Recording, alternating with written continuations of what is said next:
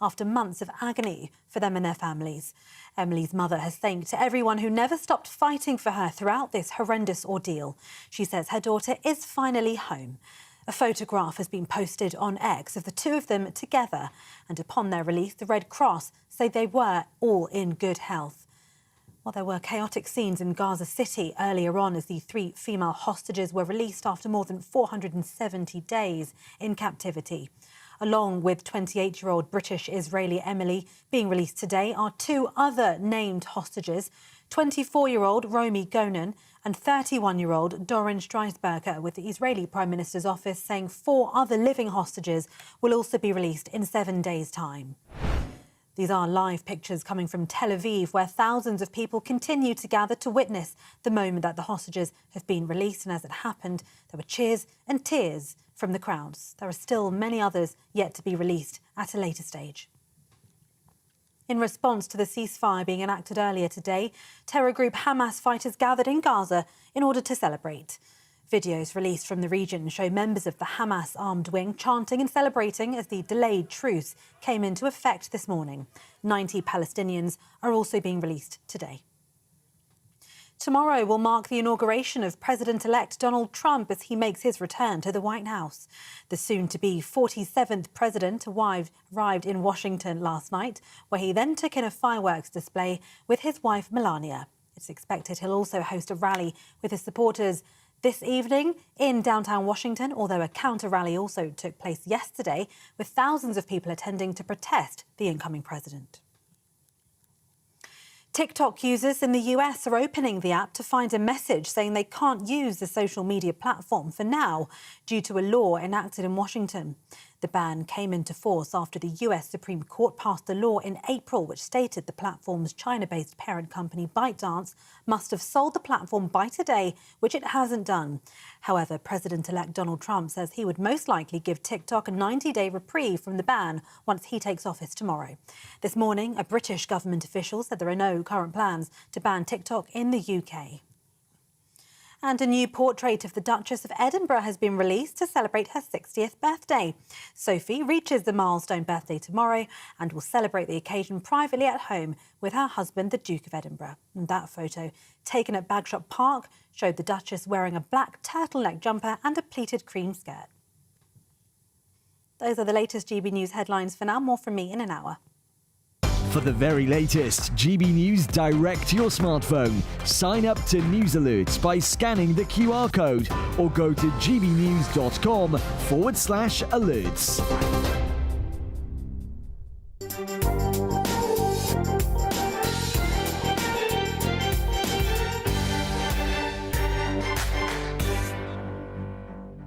Good morning and welcome to the Camilla Tominey show on GB News. It has, of course, been a huge week for news with the ceasefire in Gaza. There's also Donald Trump's inauguration tomorrow night and Chancellor Rachel Reeves's future still hanging in the balance despite the Prime Minister's insistence that she's doing a fantastic job. And as ever, we've got a stellar lineup of guests to discuss it all. Chief Secretary to the Treasury, Darren Jones, will be on today's show. I'll be asking him whether the Chancellor can weather the financial storm caused by their autumn budget.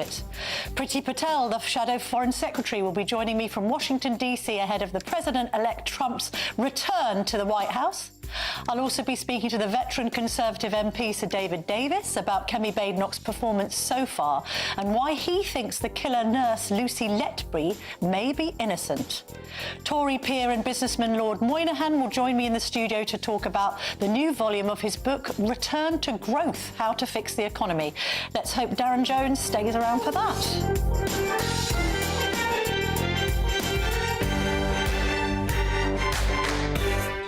Lots of stories in the papers today about Team Trump and whether they're going to be able to get on very well with Keir Starmer. But somebody who is in Washington, D.C. now is the shadow Foreign Secretary, Priti Patel, who joins us. Lovely to see you this morning, Shadow Foreign Secretary. Thank you for getting up early for this media Camilla. round. Lovely to see you. I think we can agree that Donald Trump's role in all this has been instrumental, not least after he threatened that all hell would break out if the hostages weren't released, or at least news of a ceasefire by the time he has his inauguration on Monday night. We've got quite a lot of reporting in the papers here about Team Trump wanting to exact revenge on Starmer for meddling in the US election. Question marks over whether Lord Mandelson will still be able to be the UK ambassador to the US. Will it be blocked by Trump? And then we have this morning Sadiq Khan warning about the march of fascism as Trump takes power again, suggesting that there is going to be resurgent fascism, not only as a result of Trump re-entering the White House, but also because of the rise of people like Italy's Prime Minister Giorgia Meloni. Is this helpful rhetoric? No, of course it's not. And I think Sadiq Khan's comments are absolutely unacceptable. There is so much that's unacceptable about Sadiq Khan's views and comments, but you won't be surprised by what I think about that. Look, the reality is President Trump is going to be inaugurated tomorrow in that building behind me. He has won a huge mandate. The American people have put their hopes and trust and confidence in him to deliver for the people of America, for this great country, but also importantly for us, and I say this as a Conservative, you know, I've been invited here by our sister party, the Republican Party. We have strong and enduring ties and links with our sister party. We've always stood shoulder to shoulder as two countries, and that's where we should be again. The challenge and the onus now is on Sir Keir Starmer, his Labour government. Perhaps his mayor should, you know, really now just keep his views to himself, because Trump has a mandate and a big majority, and we should respect that. And I would also say the same about Khan's comments about Giorgia Meloni. She has a mandate and a majority to run her country. It's not for him to give a running commentary. It really isn't. The onus now is on Keir Starmer's government to step up and rebuild links and relationship with the Trump administration, with the new coming administration. It is not surprising that I think the newspapers are speculating about what that relationship is going to be. It's inevitable, primarily because Labour do not have a good, strong, solid track record, unlike the Conservative Party, when it comes to working with the Trump government. I was in the last Conservative government where I worked with the first Trump government on major issues such as national security, homeland security, home affairs. And so we have a solid track record, both in government and out of government with our sister Priti party. Patel, is it true to say, and I know you have got good relationships with Republicans, but isn't it true to say that actually the person with the best relationship with Donald Trump right now, who could be the conduit between the UK and the US, is actually your rival in reform, Nigel Farage? Well, look, I don't agree with that whatsoever, because, as I've said, both in government and out of government, our ties are enduring. And, you know, we work with the Republican Party and we support each other. Our relationship is based on long-standing values, you know, values about freedom, democracy, and what we have achieved historically together. You can't airbrush that out. And we know Labour like to airbrush history and rewrite history. But specifically, you've asked me about reform. There's a massive difference. Our ties are enduring. We're not a pop-up in the way in which reform are. And of course, there's a lot of interest. There's a lot of interest in the relationship. You know, politics is built upon relationships and trust, but also mutual respect. And that's something that is really deep. It's entrenched in my party in terms of that relationship we have with our sister party, the Republican Party. Can I ask you just one domestic question before you go, Priti Patel? I was just looking back at some of the work that you tried to do on the grooming gang child rape scandal in this country. And there's a report from 2020 where it suggests that you felt you were being given the runaround, and I quote, by officials at the Home Office when it came to trying to produce a probe into the ethnicity of some of the perpetrators of these appalling crimes. When you were at the Home Office, did you find that civil servants blocked your inquiries into this? Well, first of all, Camilla, thank you for raising this, because it's a really, really important issue, and it spans a very significant period of time now. You've asked me about my time at the Home Office on this. I set up something called the External Reference Group that looked into the characteristics of the perpetrators of these awful, abhorrent rape grooming gangs. And on that basis, I brought in a range of people, including a fellow colleague from the Labour Party, Sarah Champion. We worked with one of the victims and survivors, Sammy Woodhouse, and we brought her on as well, because I felt it was so important to have the voices and the insights and, dare I say it, the experiences of those that knew so much about this, but also who knew so much about the perpetrators, the communities, the groups of people, and the characteristics of those that were involved. It was difficult. I'll be very honest about that. I personally felt institutionally there were there was a degree of denial. There was a culture of denial and institutionally, and by that I mean the institutions of the state, a government department, just did not want to tackle head on some of these issues around specific communities that were responsible for these absolutely abhorrent crimes against young girls in some of the communities and parts of the country that we're learning more about now. OK, Priti Patel, we have to leave it there. I know you've got a busy morning and indeed a busy night ahead. Joining me now is the Chief Secretary to the Treasury, Darren Jones. Mr Jones, lovely to speak to you this morning. There's quite a lot of reporting in today's Sunday papers about Labour's not brilliant relationship with Trump and his administration. We've got suggestions even that Donald Trump may block Lord Mandelson as ambassador. And then in The Observer Online today, we have Sadiq Khan, the Labour Mayor of London, suggesting that Trump's inauguration may mark a resurgence of fascism. Is that the right language for the London Mayor to be using in line with UK-US relations? Good morning, Camilla. It's not the position of the UK government, as you would imagine. Our relationship between the UK and the United States is a long and important one. And I think if we step back from some of the gossip and who said what in the newspapers, I think we should be pretty confident as the United Kingdom. What we do matters. We have an important role in the world. We have great assets here in the United Kingdom, and our trade and security relationships with the United States are foundational, and I think there will be plenty of opportunities under the Trump administration for us to work together, both in the British interest but also in the interest of the United States of America, and we look forward to doing that work with the new administration. But what will the Labour government do if Trump does decide to block Peter Mandelson as ambassador to the US? Well, look, that's just gossip from an unnamed source somewhere in the world. I'm not going to comment on hypotheticals. I just don't think that's true, to be honest. Peter Mandelson is a senior and experienced politician that's worked on the world stage, as well as we all know, extensively at home here in UK government.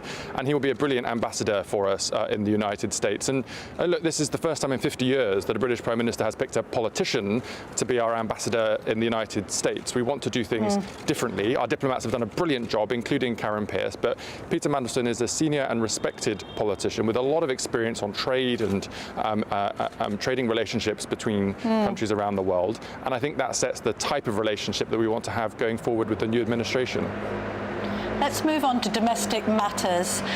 You've released a press release today suggesting that you're going to be taking money out of benefit cheats bank balances. You're going to actually raid their bank accounts for money that they may have taken fraudulently in benefits. Although, didn't you announce this last year? This was as part of the budget, so it's not a new announcement, is it?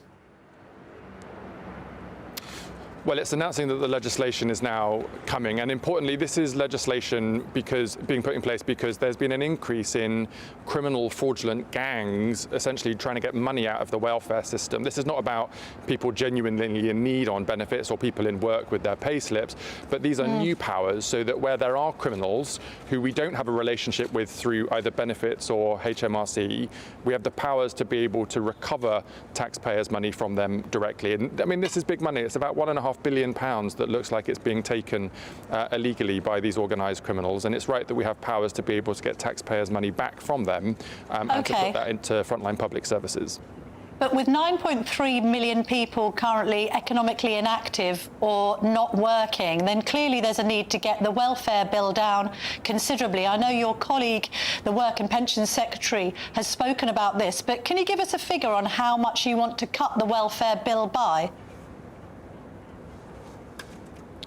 Oh, well, look, so this is a different class to the criminal gangs we've just talked about. But you're right to point to the fact that there are an increasing number of people who are economically active, i.e. they can work and want to work, but who are not getting access to NHS appointments or mental health services when they're sick, and so they're at home waiting a long time to get the treatment that they need so that they can get back to work. And that's a problem for them, and we want to help them to get back into work because that's what they want to do, and it's a good thing for the economy. But to your point, there's also a problem for me and my colleagues in the Treasury, because whilst you're paying out universal credit to people who want to work but can't work, obviously that is an expensive thing to do. And so we're working across departments, across the Department for Health, Department for Work and Pensions. It's a growing number, so we need to make it flat, and then we need to get more people into work. I don't have a number for you today, Camilla, because as I say, it's a moving number, but the principle is important, which is people who are able to work and want to work, but are waiting in a queue to get the health treatment that they need. We want to make sure they get treated quicker than they are right now, and that they get support to be able to go back to work. That's in their interest, it's what they want to do, and it's also good for the economy and what people would expect this government to be doing. You must know how much the welfare bill is and how much you want to cut it by. So the Office of Budget Responsibility does a forecast because this is what's called annually managed expenditure. It's basically demand-led. If you need to claim universal credit and you qualify, you're allowed to claim it. So you can't guess how many people that might affect. So the OBR will do a forecast twice a year, looking at lots of statistics from across the country to try to estimate the demand. The next time we will get a forecast from the OBR will be on the 26th of March. OK, so you haven't actually committed to cutting the welfare bill by a specific amount yet? We've committed to supporting people to get back to work. We have a Get Britain Working green paper that will be being published soon, which will talk about our policy approach to doing that. So there'll be more detail coming in the next few weeks or months. Your colleague Rachel Reeves has said she wants to be known as the, quotes, Iron Chancellor. Is that credible with everything that's happened since the budget? We've had borrowing costs at an all-time high. We've had national insurance increases that have hammered businesses. We've got a drop in consumer confidence. We've got no growth, or 0.1% in recent times. We've got fears that interest rates might actually go up, not down. It's not really the mark of an iron chancellor, is it, Mr. Jones? Well, look, there's no denying the fact that this government inherited an economy on its knees with a huge amount of debt that the Conservatives built up over 14 years in government that we now have to deal with public services on their knees and no growth in the economy. That was the starting point that this party, that the Labour Party inherited coming into government. And the budget was meant to address that, but it's made it worse. It hasn't, because the budget dealt with the £22 billion black hole, gave stability to public spending over the years ahead, and sent a very clear signal to the markets and to the public that our fiscal rules are non-negotiable. And look, you asked me whether Rachel Reeves is the Iron Chancellor, and she absolutely is. Some commentators and newspapers completely lost their heads over the last few days, based on international markets moving in the way they do every now and with again. Respect, didn't the Labour Party lose their heads when international markets moved against Liz Truss? You all became quite hysterical and were talking about her crushing. That was a very different. That was a very borrowing costs are up to a similar high, aren't they? Because the UK was an outlier. No, but it's very, very different, Camilla. Internationally, the cost of borrowing for governments has increased. Just to look at the facts, whereas when Liz Truss was Prime Minister, the UK was a complete outlier. It wasn't affecting American or German or French government borrowing. It was UK borrowing because Liz Truss was negligent and played fast and loose with the economy. That is absolutely, in clear contrast, very different to the fact that international gilt yields are now higher because of international... Why do you think that a millionaire is leaving the UK every 45 minutes now, and that's a figure that's been derived since Rachel Reeves' budget? Why are so many millionaires leaving if she's doing such a good job? Well, I'm not one, so you might have to ask them, but I think what you're alluding to is our policy. You take the taxes of millionaires, so you should be able to comment. The non-dom tax changes were in our manifesto. It's what we were elected on with a mandate to implement. And it starts with, I think, the pretty fair principle that if you want to live in the UK, you should pay your taxes in the UK like everybody else. That wasn't the case under the Conservatives. We made that very clear in the election campaign that we would change that. We have done that in line with our election mandate and our manifesto. Is it a successful policy if it drives millionaires out of the country that do pay their taxes? I think the principle is the right one, which is that if you want to live in the UK, you need to pay taxes in the UK like everybody else. Yes. That's what we've implemented, and that's what the British people voted for when they elected a Labour government.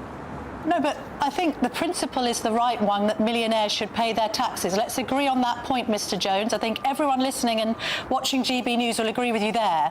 But what the policy succeeded in doing is driving a millionaire out of the country that might have been paying tax to you at the Treasury every 45 minutes. So that's not a success, is it? It's a failure if fewer millionaires are paying tax. I don't understand how you could constitute it as being anything other than a failure. Sure, but Camilla, you agreed with the principle that if you live in the UK, you should pay tax in the UK like everybody else. Yes, so you're driving out millionaires who are paying tax. That because but you can't agree with the principle and disagree with the practice, Camilla. I mean, I think we both agree that if you want to live in the UK, you should pay your taxes here. That's you're what misunderstanding the policy is, doing in place. Everyone thinks millionaires should pay tax. We love millionaires because they pay more tax than people on the minimum wage. But what I'm saying you've done is you've forced millionaires to leave the country because it's not economically viable for them to remain here with a tax burden at such a high. Therefore, the policy has been self-defeating. I'm sure you understand what I'm saying.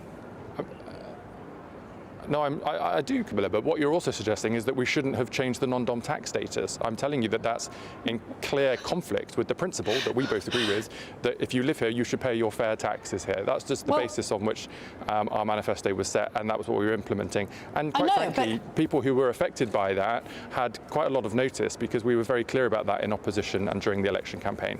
OK, but do you understand that the principles of something may be good, like slap VAT on private school fees, but the practicalities might be bad? Oh no, we're now causing a load of schools which look after special needs children to close down. Principles are one thing, practice is another. Maybe the Labour government is guilty of having great ideas but bad execution. Could that be the case? No, it's not. No, it's not. All right.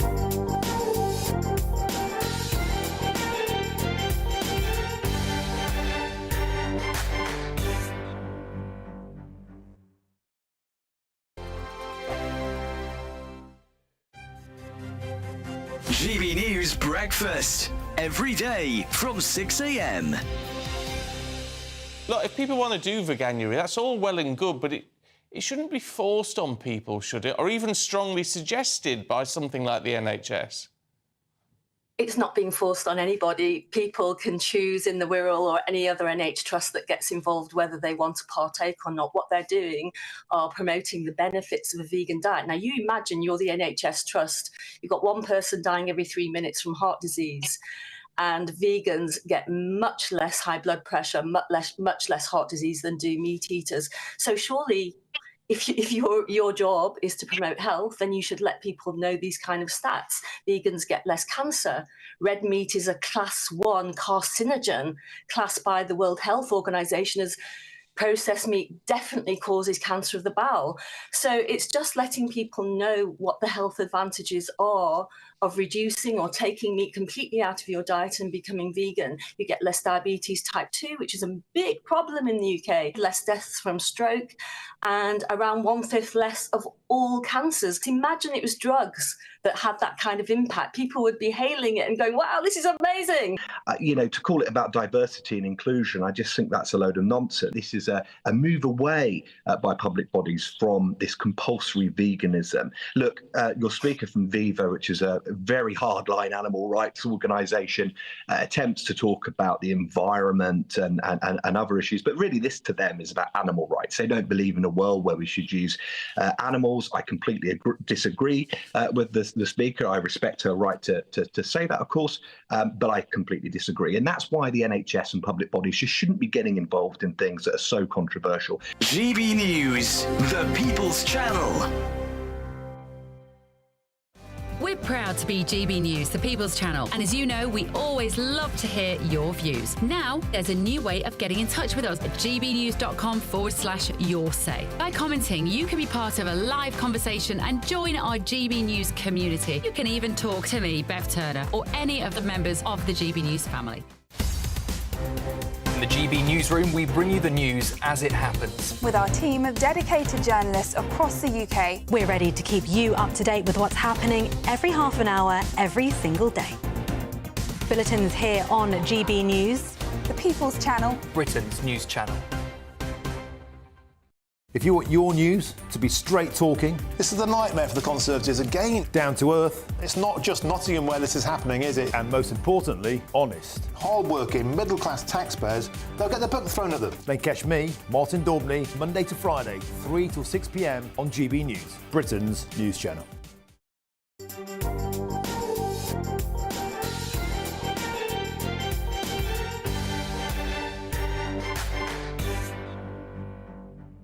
Welcome back to the Camilla Tominey Show on GB News. Joining me now is the Conservative MP for Goole and Pocklington, Sir David Davis. Lovely to see you this morning, Sir David. Thank you very much for your time as ever. Can we talk about reform? I know it's an occupational hazard for Tories these days, but does Nigel Farage seem to have something that Kemi Badenoch lacks? I know you backed Mrs Badenoch for the leadership, but you've got reform now neck and neck with the Tories in the polls. They're looking in quite a strong position ahead of the May elections, should they take place, admittedly. What do you think's been the biggest failure of the Conservative Party in opposition? Why are we in this mess? Well, I don't think there have been such failures yet. I mean, it's quite interesting. Your last story before you switched to me was about whether or not, or rather about Margaret Thatcher being taught to flirt. Yeah. And, I mean, I can remember her. I don't think she ever had any trouble flirting. I mean, she's one of these people who could hold the attention of everybody in the room. And that so-called Caligula eyes, that stare could hold you very easily. Now, but what it reminded you of is that over the course of 4 years, she changed. You know, she went from, frankly, a slightly shrill sometimes and prickly person to a commander of the known world. And that took time. But with it also came a whole load of new policies, the solutions to issues that had never been solved before. And that's the same problem, not the character things, but the policy things that face Kemi Badenoch now. And it'd be a great risk, in my view, if we suddenly started to try and emulate reform or have them dictate our strategy. It will take us 2, 3, 4 years to get the answers right for the international policy problems. And if we suddenly try and say, oh, right, well, we're going to have to match Farage on this or match Farage on that, you try and outflank Nigel Farage to the right, he'll just keep going further right. I mean, I know him well, he's an old friend, you know. I know, but so you say that. I mean, lots of people say, David, you know, Reform's manifesto is the kind of Conservative manifesto people used to enjoy in the 80s and 90s. You know, there was nothing particularly hard, right, far right about it. It was low tax. It was free markets, it was keep immigration down or not have too much immigration at all and all the rest of it. You've also got this problem with Nigel Farage seeming to have better relationships with Trump than Conservatives. Yeah, well, two things there. I mean, firstly, there's nothing new in the manifesto, as you say. I mean, the UKIP manifesto in 2003 was exactly the same. It was a sort of Jack and Jill's Thatcherism, if you like, sort of very simple ideas. But the truth is, Farage's parties, and they're in plural, I'm afraid, have never managed to run anything. I mean, they can't, they've never been able to run a council, let alone a government. And the simple ideas, I'm afraid, is the same problem or the same mistake that Liz Truss made, that the idea that really solving these problems is dead simple. Again, Margaret Thatcher would never have made that mistake, and she didn't. So I think, you know, he's a charming man. He's clever. You shouldn't underestimate his intelligence. He's really, really smart. But, you know, being close to Trump, lots of people are close to Trump for a short period of time, and then they fall out with them, you know. Really? So you're suggesting that the bromance might end any day soon? The romance might end sometime soon. I mean, it depends on the first time you pick an argument with him. I mean, look, if you look back at the early Trump, the first Trump presidency, he lost his chiefs of staff. He lost all sorts of people in the first year. Now, what you got to understand about Trump is Trump will do what he thinks is best for America, and he will be ruthless about it. He won't worry too much about alliances. He'll have a fairly short-term view. And, it's not all bad. I mean, look, we've got the Gaza resolution coming because they're afraid of having to deal with Trump. He's the great unknown. And in international affairs, that's really valuable, I'm afraid. I always used to think that Obama is the president that Putin would have picked to oppose him. Why? Because Obama calculates everything. Everything's a sort of chess game, and the Russians are broadly better at chess than we are. So he could do that. He can't calculate Trump. He can't know how Trump will move and how Trump will work. And we have to take a very clinical and analytical approach to Trump. Work out where we have common interest and where our nations have common interest, and then play for those negotiations. It won't be decided on the basis that I like this bloke or I like that bloke. That will be put to one side by Trump. Again, don't underestimate Trump. He's cleverer than people give him credit for. He's not a particularly nice man, and I'm not sure I would pick him as a friend. But he's going to be a very tough, very pro-American. May sound odd to say it, but a very pro-American president. So Nigel's advantage. He knows him. He likes him. He sort of picked him early. Last one, I remember ringing him up once, and he was actually in, I think, Des Moines, Iowa, actually at one of the primaries. So it's a real friendship, but it won't count for much when it comes to real negotiations. So, David, I've only got a few more minutes left with you. Can you tell me what the latest is on your sort of quest for Lucy Letby's case to be re-examined? Where are you with it now? You think she's innocent, or you think she's been a victim of a miscarriage of justice? Because they are two different things. A little bit of both, in truth. I think what looks most likely now is that the spike in deaths, the only actual fact we know in all of this, in truth, is the spike in death. And it looks to me very much now like the cause of that was pretty poor care, very poor care in the Countess of Chester Hospital. Mistakes made by medics, poor levels of support, inadequate resources, not enough qualified doctors or nurses, and that's the real reason, I think. So that battle will go on for two reasons. One, or three. One, because Letby, I think, is innocent. Two, because if we don't fix this sort of thing, if we allow someone to be scapegoated for real failures in the system, the National Health Service are going to have many, many more unnecessary infant deaths. And the third thing is, the court system clearly doesn't know how to deal with its so-called independent evidence. This was pointed up by the Law Commission in 2011. We did nothing about it. We've got something like 500 miscarriages of justice over modern times.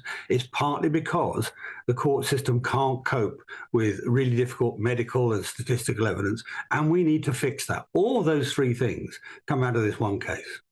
OK, so David, very briefly, have you had contact with Lucy Letby directly, and would you consider visiting her in prison? Well, no, I haven't had contact with her. If I was asked to visit her, I probably would. But I don't think, truth be told, I've had to be incredibly analytical and almost distant over this. I didn't really pursue the case until I spent 3 months studying the data and the day-by-day accounts of the court. And that's because, you don't want to get emotionally involved when it's a really, really tough scientific and mathematical case, which is what it is. And so I had to, as it were, deploy those skills. And, truth be told, seeing her wouldn't change my view either way. Frankly, I've known a number of psychopaths, and every single one of them has been charming and persuasive. And there are quite a lot of people who are improperly convicted are not charming. They're broken. They're difficult. So I don't think I gain anything from it. But if she wants to see me, I'll see her. But the simple truth is that's not driving. That's not driving. What's driving this is facts and proper analysis, where I think the court's gone wrong. OK, so David Davis, thank you very much indeed for joining me this morning. Well, coming up next, I'm going to be speaking to the businessman and Tory life peer Lord Moynihan. He's going to join me to discuss the new volume of his book, Return to Growth, How to Fix the Economy. Who does he blame for the current state of our finances? This is the Camilla Tominey Show, only on GB News. Don't go anywhere.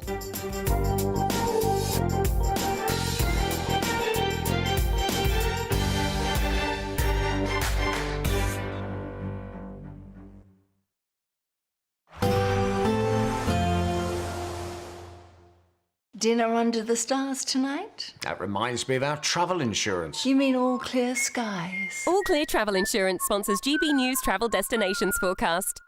Hello. Well, if it's some winter sunshine you're after across Europe, it's not all that promising. There's a lot of unsettled weather around. So there's heavy spells of rain across parts of Madeira and Spain and Portugal with this area of low pressure. Another area of low pressure across central Mediterranean, bringing outbreaks of rain, strong winds and even some mountain snow. Best of the sunshine really confined towards Eastern Europe, otherwise staying largely unsettled. Bye-bye. All Clear Travel Insurance sponsors GB News Travel Destinations forecast. Hello there, very good evening to you. This is your GB News weather update provided by the Met Office. Hope you've had a lovely weekend, though count yourself lucky if you have seen some sunshine. Most of us have been plagued by gloomy and grey skies, and this is continuing into this evening and overnight. There'll be some outbreaks of light rain and drizzle around, particularly for Northern Ireland and Western Scotland. Eastern Scotland, other areas of England and Wales could see the cloud breaking at times tonight, but underneath those clearer spells, temperatures will drop off and we could see some patchy frost around to start off Monday morning. Even if you don't see the frost, it is certainly going to be a chilly start to the new week for the vast majority of us. There could be also some mist and fog patches around first thing, so it is just worth taking a little care when you're travelling back to work on Monday morning in case those are around. These outbreaks of rain then will be across coastal areas of County Down, stretching into Dumfries and Galloway in the central belt of Scotland first thing on Monday. Northern and western areas of Scotland starting to see some clearer and brighter spells developing, and really it is northern Scotland that has the greatest chance of seeing some sunshine on Monday. This will be coming though with some showers that will start feeding into the far northwest. Some of those could be quite heavy at times, with some hail, even thunder in the mixture as well. The outbreaks of rain just pushing their way into northern England, stretching into parts of Wales as well. Otherwise, it is once again going to be a largely cloudy day. Temperatures ranging between 4 and 9 degrees Celsius. On Tuesday, we see an area of low pressure just push its way a little bit further towards the northwest of the UK, and an included front here will help to pep up some of those showers across northwestern areas of Scotland in particular. So again, it's a case of scattered showers with some brighter or sunnier spells here once any of that morning fog clears its way off. We've got another band that will still be lingering across more central and northern areas of England into Tuesday, but perhaps elsewhere Tuesday will see the greater chance of some sunshine developing at times. But it won't last for too long, because into the rest of next week it is likely to turn more unsettled with some disruption on Friday and Saturday. Bye-bye. Mornings don't have to be tiresome, especially if you have the right company. Wake up to news as it happens, opinion and debate, and of course, a little bit of entertainment too. Because when the kettle's on, we're on. That's Breakfast on GB News, a show worth waking up for. Every morning from 6 a.m. Only on the People's Channel, Britain's news channel. We'll spread the news, you spread the word. It's Patrick Christie's Tonight, and here we do things differently. It's explaining the absolute madness of this, doesn't it? It's explosive. I mean, this is very good. It's lively. 850. Your government sat there, Sean, and it did nothing. It's controversial. And the Middle East has been in turmoil since before I was born. It's everything you need to kickstart your evening. Everyone's had their Weetabix tonight. I love to see it. That's Patrick Christie's Tonight, weeknights from 9 p.m. Only on GB News, the People's Channel, Britain's news channel.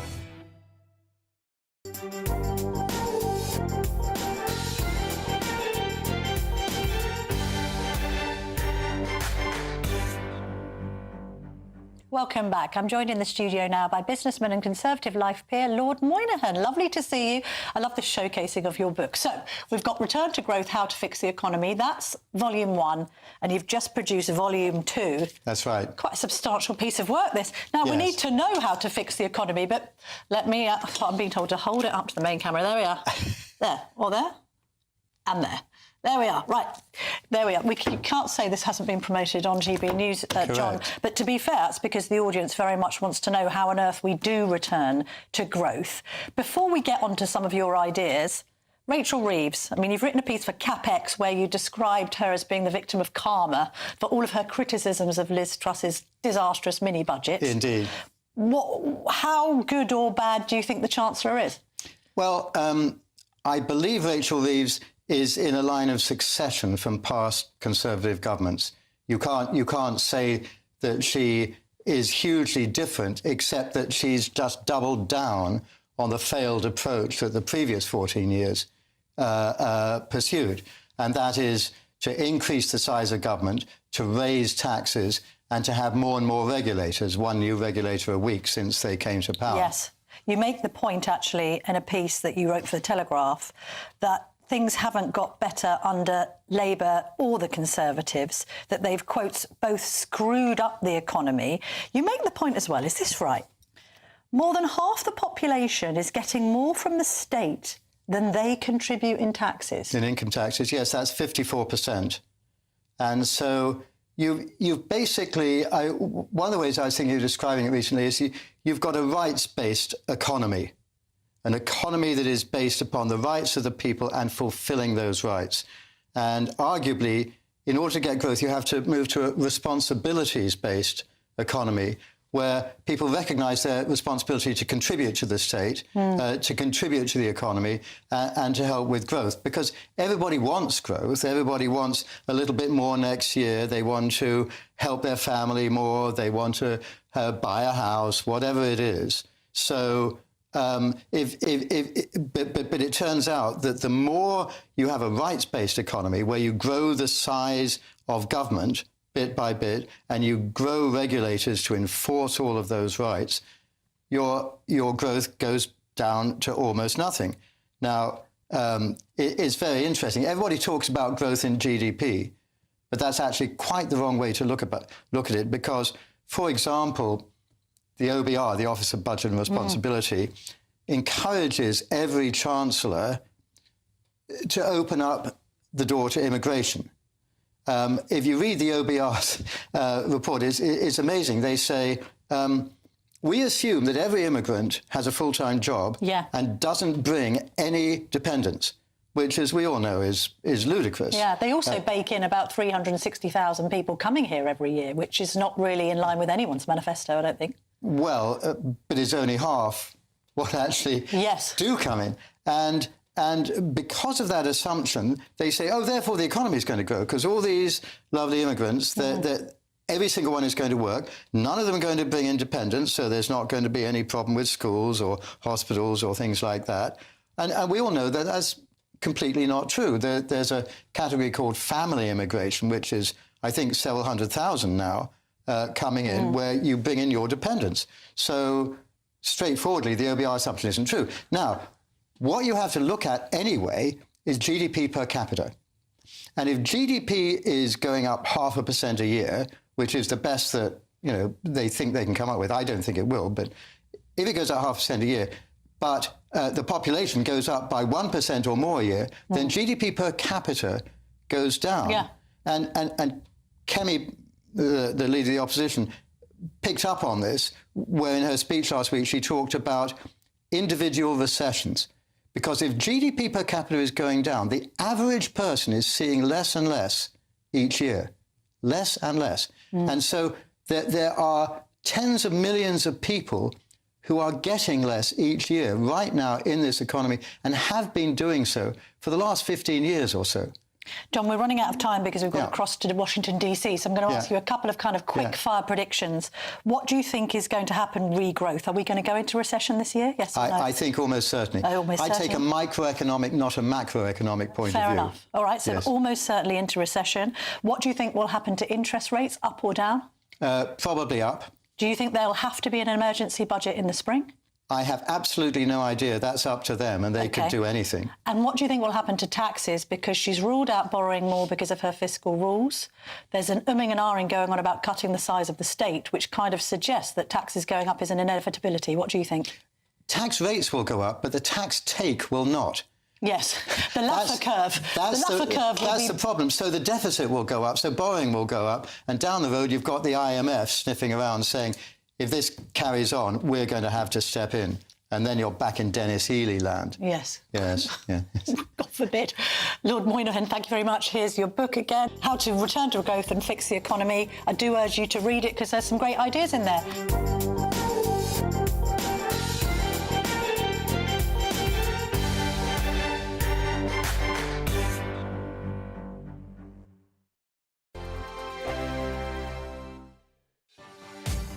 Martin Daubney.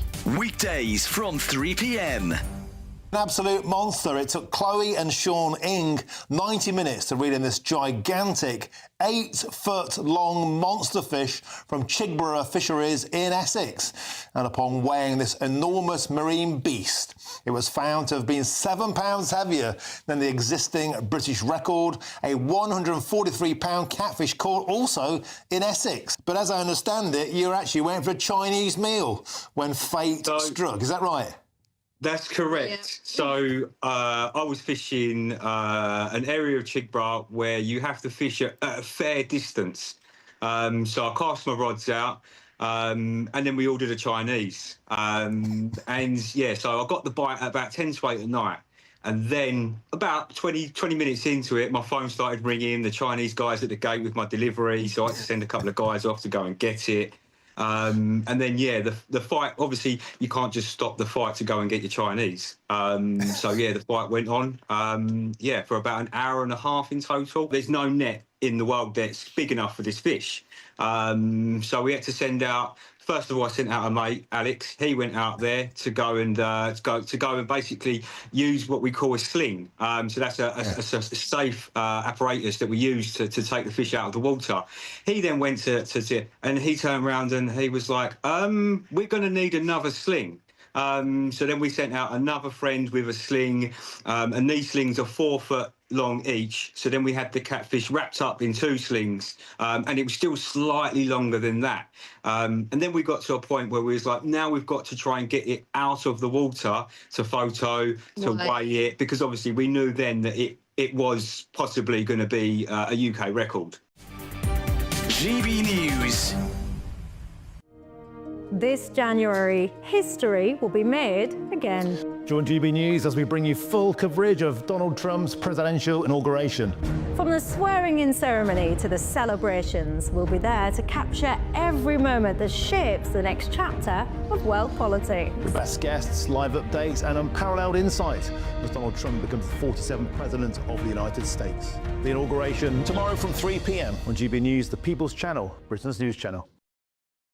Good Afternoon Britain isn't just about us. The wonderful thing about this programme is it's about everyone watching. It's an interactive programme. Well, there absolutely is something to see here, and we're going to be talking about it more. Whether it's breaking royal news, Will, please bring us up to date. or indeed a particularly punchy speech in the House of Commons. Very, very curious. We bring it to you live, and then we bring you live reaction as well. That's Good Afternoon Britain, weekdays from midday. Only on GB News, the People's Channel, Britain's news channel.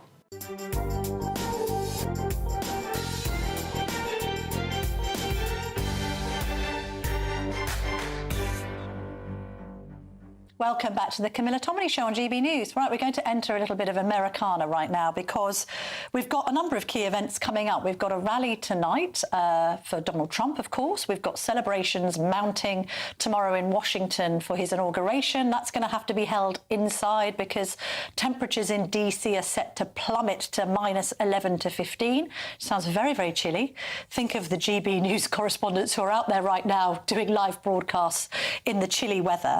So first of all, we're going to speak to Tim Hames, who has written a new book about Trump 2, Trump Mark 2. Here we have it. Former Times journalist joins me in the studio now. Tim, you say, and I love the blurb on the back of this book, it says, this time everything is different. Why do you say that? Why will Trump 2 be different to Trump 1, do you think? Well, for a start, there's only been one other instance in American history where somebody has been president, lost office and come back again. And that was Grover Cleveland in the 1880s and 1890s. So it's probably not a live precedent for us at the moment. So it's just very unusual. And so in many ways, what we're about to see is a second first term, not a normal second term. And normal second terms for American presidents are often rather anticlimactical. Mm-hmm. They've sort of run out of political puff. And they tend to lose control of Congress to opponents, and they spend their last 2 years desperately trying to win a Nobel Peace Prize and normally falling short. That is not going to be the model this time. Yeah. Trump has come back in with a much stronger hand than anyone expected. His opponents are in disarray, but he knows that he's only got maybe 18 months, at least in terms of his American domestic agenda, before the electoral clock starts ticking again and the Democrats might take the House back in 2026. In fact, it would be very surprising if they didn't. And once you get beyond that point, people start sort of saying, who's coming next? Yes. Rather than what do you want to do? Also, I think what's a bit different this time round, if you look at some of the appointments, for instance, Robert F. Kennedy Jr., who's a massive personality, particularly among Democrats, to be honest, and others, is that, I mean, it's still the Trump show, right? But, like, he's thickened that front bench and he's made sure that he's got big personalities there to carry the load, which also, I guess, gives him broader spectrum appeal. Absolutely. I mean, what do you think of RFK Jr., for instance? Why do you think he's done that? Because the guy's controversial. He's an anti-vaxxer. He's got some very suspect ideas about health, and yet now he's in charge of the health department. Well, yes, that's true. I can see why his personalities, they would gel. Yeah. And I could see a kind of almost mischievous element to Donald Trump managing to co-opt Kennedy into his own camp.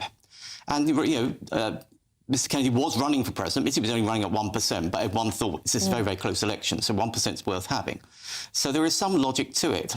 It will be fascinating to see how he performs in the Senate confirmation hearings, because if he goes too far off-piste, even in the current very, very benign climate for the incoming president, there will be 2 or 3 Republican senators who've got their own elections coming up in 2026 who will say to themselves, well, tell me about that. I mean, in the Republican camp, it's not all overwhelmingly supportive of Donald Trump, is it? No, but it's, from his point of view, it's a much better situation when he first won. Yes. In 2017, I don't think he'd expected to win. I'm not even convinced he necessarily wanted to win that badly. Not sure if Melania wanted him to win. I know that much for sure. But she seems happier now. But carry on. Indeed. And he didn't really have his people. No. There were the family and there was this army of lawyers. This man's been involved in more than 4,000 lawsuits in his life. Crazy. So there was that. Somebody's made some serious wedge from that, haven't they? Yes, but there wasn't really a Trump camp. And he had a series of slogans, most of which were no longer than 4 words. I know, although Make America Great Again And may be one of the best slogans of the last 100 years, isn't it? It's further proof of simplicity is genius. Yes. But, for example, on trade and tariffs, which is going to be a very, very controversial area. area. How's that going to play out for us, do you think? Last time round, he didn't really have any kind of intellectual ballast behind it. And now there are several different, almost competing pro-tariff think tanks and Trumpian pressure groups, all with their own pet scheme as to how large tariffs should be and on whom should they be imposed. But on that, and we've seen this recently with the ceasefire deal, you know, his unpredictability is one of his key strengths. Where's he going to go next? Yeah. We have the threat of tariffs being imposed. Will that be enacted on? Oh, I think... Particularly in relation to the UK. I mean, the working assumption has to be that there will be a tariff policy of some sort. I think the details in terms of which countries are affected by most and which sectors are affected most and which individual companies at the moment, they're up in the air. And what British business should do, if it's smart, is actually do some research as to whether or not their sector and their company might or might not be caught in the crossfire and then lobby the British government, you know, to try and do their best to protect them. OK. But tariffs are a classic example of why Trump has a history. Tariffs have been around American politics for yonks. The 4 presidents who are carved into Mount Rushmore in South Dakota, Washington, Jefferson, Lincoln and Theodore Roosevelt, were all massively pro-tariffs. Yeah, protectionism. It's a kind of theme of American presidencies. Final question, because I think we do have Tobias Ellwood, who's just getting mic'd up in Washington, D.C. next. He's seemingly helped to broker some kind of solution in the Middle East. Let's see if it holds, and God willing, let's see some of these hostages released this afternoon. But equally, do you think he needs a pretty rapid solution to the Ukraine-Russia conflict? He will certainly want one. The United States has spent $61 billion in military aid directly to Ukraine and quite a lot more in other forms of humanitarian assistance. And Mr. Trump doesn't really like long and expensive wars. No.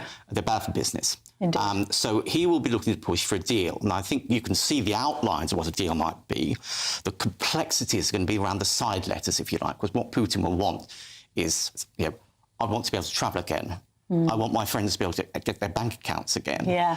And Trump's quite likely to be willing to say yes.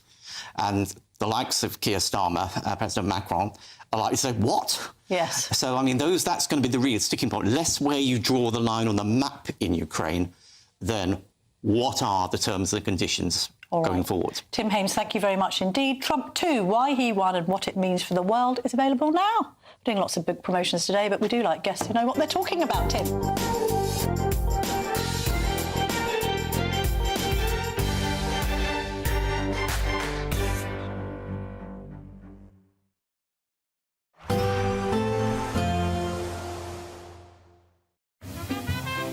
Heavy showers first thing will be followed by a warm, cosy day. Boxed boilers, sponsors of weather on GB News.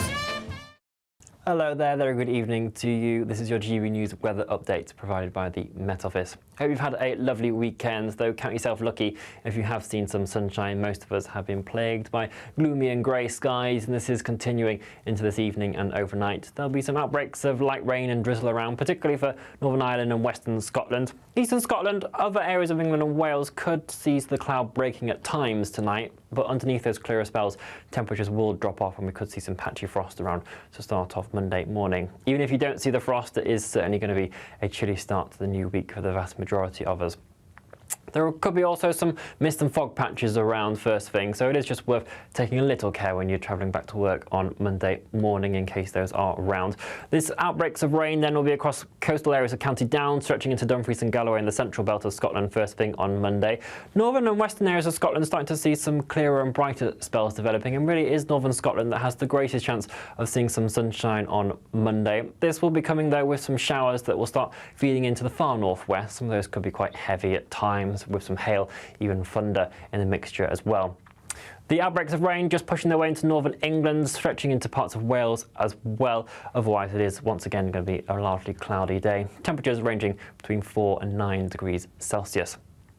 On Tuesday, we see an area of low pressure just push its way a little bit further towards the northwest of the UK, and an included front here will help to pep up some of those showers across northwestern areas of Scotland in particular. So again, it's a case of scattered showers with some brighter or sunnier spells here once any of that morning fog clears its way off. We've got another band that will still be lingering across more central and northern areas of England into... Expect a warm front, moving from the kitchen right through to the rest of the house. Imagine how £50,000 in cash from us could make your new year go with a bang. Hi, my name's Victoria. I won the Spring Great British giveaway. So the day we got the money in our bank account, everything just felt a lot lighter. I would say if you're thinking about entering, just enter. For another chance to win, text cash to 63232. One entry costs £2 plus one standard network rate message. Or text bonus to 63232. 5 entries cost £5 plus one standard network rate message.